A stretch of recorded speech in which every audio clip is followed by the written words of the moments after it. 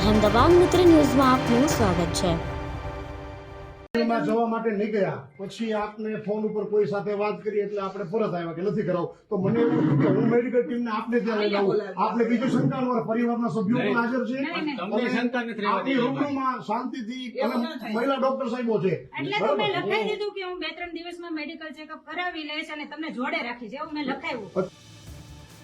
અમરેલીના બનાવટી લેટરકાંડમાં પાટીદાર સમાજની દીકરીનું જાહેરમાં સરઘસ કાઢવાના મુદ્દાની લડત હવે ચરમસીમા પર પહોંચી ગઈ છે। વિપક્ષના પૂર્વ નેતા પરેશ ધાનાણીએ જો જવાબદાર પોલીસ અધિકારીઓના પટ્ટા નહીં ઉતારવામાં આવે તો ઉપવાસ આંદોલનની ચીમકી ઉચ્ચારી છે। બીજી તરફ પોલીસે એકને એક ભૂલ ફરીવાર કરી યુવતીને રાત્રે મેડિકલ ચેકઅપ માટે લઈ જતા પરેશ ધાનાણીએ રસ્તામાં પોલીસની ગાડી અટકાવી હતી।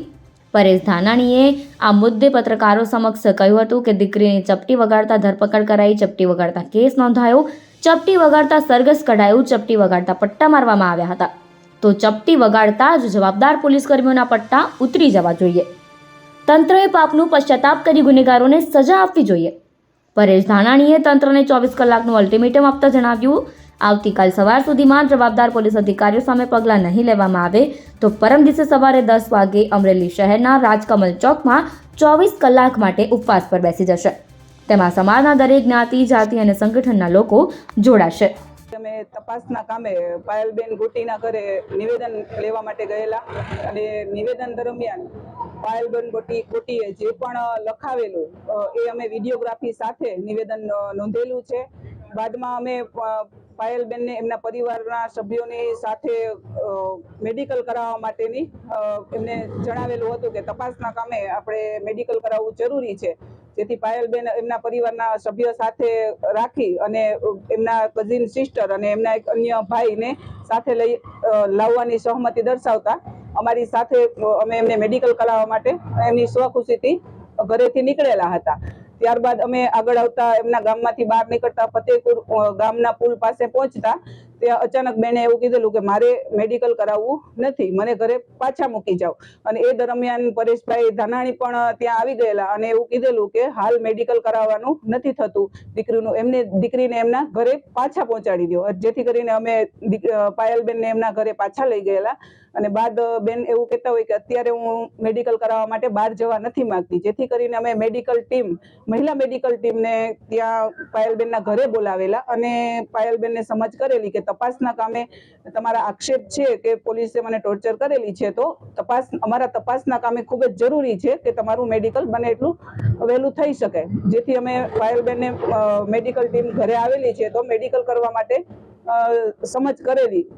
પરંતુ પાયલબેને મેં હાલ મેડિકલ કરાવવાની ના પાડેલી છે। પાયલબેન ગોટી કે જેમણે પોલીસ કસ્ટડી દરમિયાન તેમના ઉપર ત્રાસ ગુજારવામાં આવેલ, માર મારવામાં આવેલ એવા આક્ષેપો કરેલ હોય, જે અનુસંધાને ભોગ બનનાર બેનનું આજે ટીમના મેમ્બર સાથે નિવેદન નોંધવામાં આવેલું છે, તેમજ